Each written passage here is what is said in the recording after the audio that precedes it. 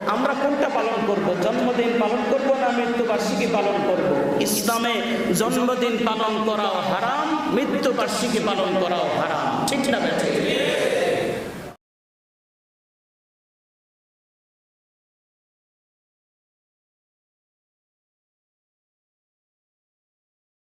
আজকে রবিউল আউয়ালের 9 তারিখ।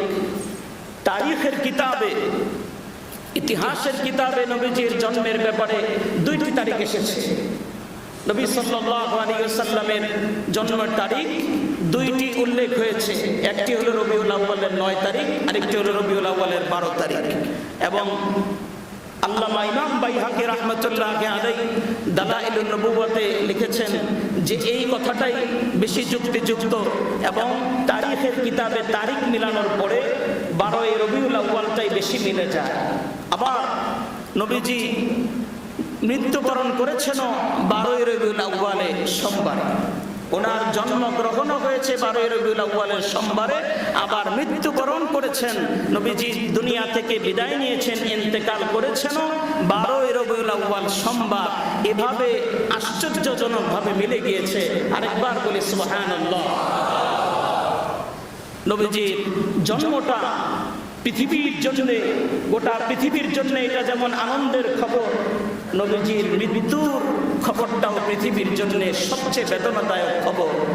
সুতরাং 12 রবিউল আউয়াল উপলক্ষে, 12 রবিউল আউয়াল উপলক্ষে শুধুমাত্র জন্মদিন পালন করা, আনন্দ প্রকাশ করা, জশ্নে জুলুস করা এবং এগুলা করে করে মিছিল করে কেক কাটা এবং বিভিন্ন মাজারের মধ্যে অনেক সময় এই উপলক্ষে অনেক ধরনের আয়োজন করা হয়, শুধুমাত্র নবীজির জন্মের আলোচনা করা হয়। কিন্তু নবীজি যে এই তারিখেই মৃত্যুবরণ করেছেন, এটা মৃত্যু দিবস, মৃত্যুবার্ষিকী, এটা নিয়ে আলোচনা হয় না। তো আমরা কোনটা পালন করব? জন্মদিন পালন করব না মৃত্যুবার্ষিকী পালন করব? ইসলামে জন্মদিন পালন করাও হারাম, মৃত্যুবার্ষিকী পালন করাও হারাম। ঠিক না বেঠিক? আমরা কোনটা করব? নবীজি আমাদের জন্য যা রেখে গিয়েছেন সূরা হাশরের মধ্যে আল্লাহ তাআলা আমাদেরকে বলে দিয়েছেন 7 নম্বর আয়াতে, মা আতাকুমুর রাসূলু ফাখুযুহু ওয়া মা নাহাকুম আনহু ফান্তাহু। আমার নবী তোমাদের জন্য যা নিয়ে এসেছেন তা গ্রহণ করো, যা নিষেধ করেছেন তা বর্জন করো। এবার আমাদেরকে দেখতে হবে যে নবীজি কোনোদিন নিজের জন্মদিন পালন করেছেন কিনা। আমরা জানি নবীজি 63 বছর পর্যন্ত হায়াত পেয়েছেন। নবুয়ত পাওয়ার পরে 23 বছর বেঁচে ছিলেন। এই 23 বছরের নবুয়তের 23 বছর আর আগে 40 বছর, সব মিলিয়ে 63 বছরে নবীজির জীবনীতে কোনো সিরাতের কিতাবের একটি পৃষ্ঠায় এমন একটি শব্দ পাওয়া যায় না যে নবীজি জন্মদিন পালন করেছেন। এরপরে নবীজির মৃত্যুর পরে প্রায় 100 বছর পর্যন্ত অনেক সাহাবায়ে কেরাম বেঁচে ছিলেন। 1.25 লক্ষ সাহাবীর মধ্যে একজন সাহাবীও নবীজির জন্মদিন পালন করে নাই, মৃত্যুবার্ষিকী পালন করে নাই।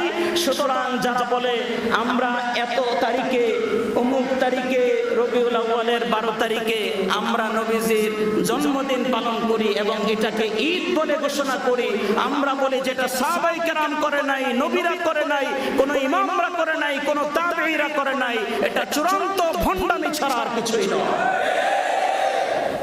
এবং এটাকে তারা নাম দিয়েছে সাইয়্যিদুল আ'য়াদ শরীফ, যে সকল ঈদের সেরা ঈদ। আপনাদের কাছে আমি জানতে চাই, মুসলমানের জন্য ঈদ আল্লাহ পাক কয়টা দিয়েছেন? 2টা আঙ্গুল উঠায় বলবেন কয়টা? 2টা। এই ব্যাপারে কার কোনো সন্দেহ আছে? না।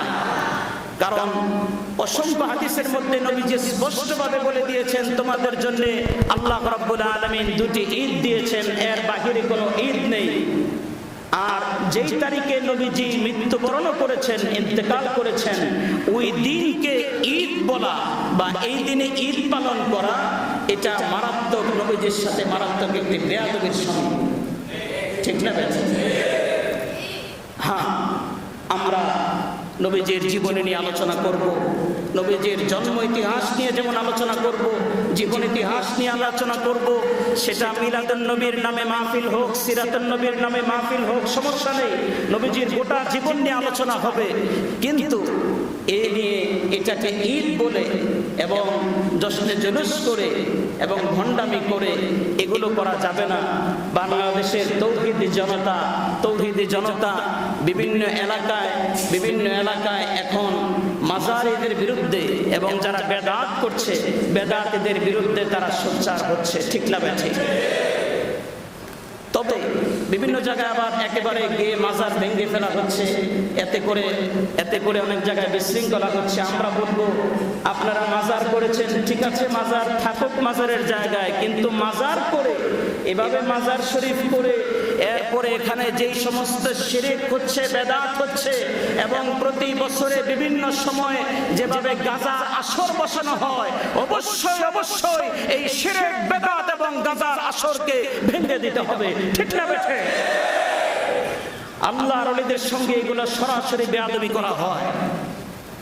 আপনারা শুনে আশ্চর্য হবেন যে বিভিন্ন মাজারের আশপাশে এই পরিমাণ গাঁজাখোর, এই পরিমাণ নেশাখোররা সেখানে থাকে। গোটা বাংলাদেশে যেই পরিমাণ গাঁজাখোর থাকে, শুধু মাজার শরীফগুলোতে এই পরিমাণ গাঁজাখোর থাকে। এটা আমি আমার অ্যানালাইসিস থেকে বলছি, আমি ঘুরে ঘুরে দেখেছি বাংলাদেশ অনেক জায়গায়। তা আমরা চাই না আল্লাহর ওলিদের সঙ্গে বেয়াদবি হোক। এদেশে আল্লাহর ওলিদের অনেক অবদান, পীর বুজুর্গদের অনেক অবদান। আমরা ওনাদের জন্য দোয়া করব এবং আমরা চেষ্টা করব ওনারা যেভাবে দিনের দাওয়াত দিয়েছেন সেভাবে দাওয়াত দেওয়ার জন্য। ওনাদের নামে মাজার করে এরপরে শিরক বেদাত করা হবে, এগুলো আমরা কেউ চাই না। সবাই রাজি আছেন ইনশাআল্লাহ? আল্লাহ রাব্বুল আলামিন আমাদেরকে কবুল করেন, সবাই বলি আমিন।